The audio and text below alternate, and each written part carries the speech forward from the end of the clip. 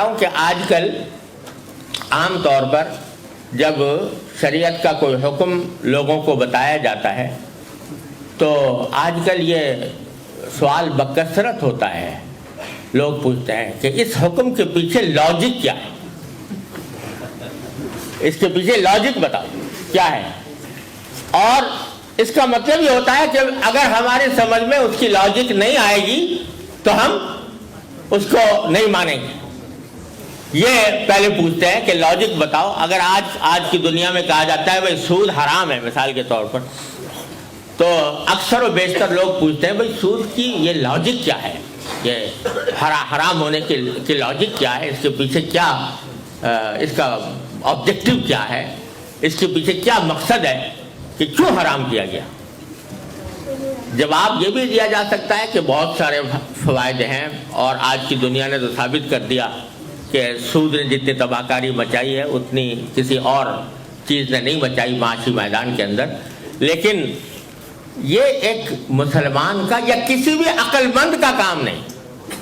میں اس کی مثال یہ دیتا ہوں کہ فرض کرو کہ آپ کے گھر میں آپ نے ایک ملازم رکھا ہو, ایک نوکر ایک گھر میں رکھا ہو جو آپ کے گھر کے کام کرنے کے لیے آپ نے رکھا. آپ اس نوکر سے کہتے ہو کہ بھائی میرے لیے 10 کلو گوشت لے کر آؤ بازار سے. تو جواب میں اگر وہ یہ کہے کہ صاحب کیوں لاؤں, پہلے آپ مجھے لاجک بتائیے 10 کلو کیوں لاؤں. آپ تو 2 آدمی گھر میں ہیں اور 2 آدمیوں کے لیے تو آدھا کلو گوشت بھی کافی ہو سکتا ہے. آپ جو 10 کلو منگا رہے ہیں تو پہلے مجھے لاجک بتاؤ, اور پھر اگر میری لاجک سمجھ میں آ جائے گی تو لاؤں گا, ورنہ نہیں لاؤں گا. اگر کوئی نوکر, آپ کا نوکر آپ سے یہ بڑے سوال کرے, آپ کیا کرو گے؟ وہ نوکر اس لائق نہیں ہے کہ اس کو نوکری پر رکھا جائے, اس کو کان پکڑ کر باہر نکال دیا جائے گا کہ تجھے یہ حق نہیں پہنچتا کہ مجھ سے پوچھے کہ میں کیوں 10 کلو منگوا رہا ہوں. میں جانوں, میرا کام جانے. تمہیں یہ حق نہیں پہنچتا کہ تم مجھ سے یہ پوچھو کہ میں نے یہ حکم کیوں دیا. آپ اپنے نوکر سے یہ بات برداشت نہیں کرتے, کوئی بھی نہیں کرتا. اس کو آپ فائر کر دیتے ہو اس وجہ سے کہ یہ آدمی اس لائق نہیں ہے کہ اس کو نوکر رکھا جائے. آپ تو حالانکہ آپ بھی انسان ہو, نوکر بھی انسان ہے, دونوں انسان ہیں, دونوں بشر ہیں, دونوں سے غلطی ہو سکتی ہے. لیکن آپ اس کا یہ سوال برداشت نہیں کرتے.